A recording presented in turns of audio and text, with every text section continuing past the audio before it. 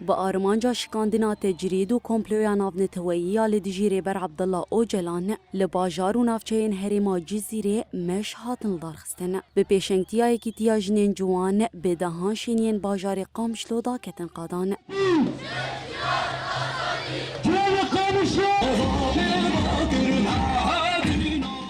مجوانان دروشمین بجی سروک آپو و بجی برخودانا امرالی برز کرن دمشه ده داخویانی که هات خوندن و هات گوتن تجریدا لدیجی ریبر عبدالله اوجلان لدیجی مروفاهیه هر وها سوزا شکاندنا کمپلویا ناو نتویی هات داین سرخطا شهیدان خود بمشین و آزادی فیزیکی ریبر آپو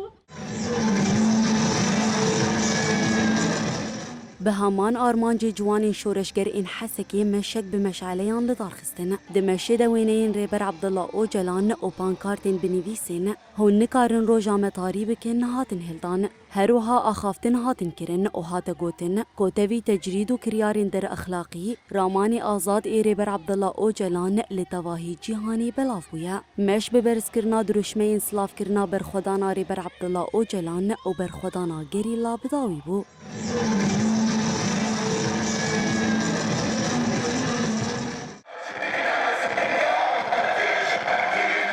هروها بدهان جوان و شنیه نافچه دربیسیه به مشک مشعلیان لباجارو که تلکرم ای نافچه کمپلویا ناونتویی لدیجی ریبر عبدالله اوجلان شرمزار کرن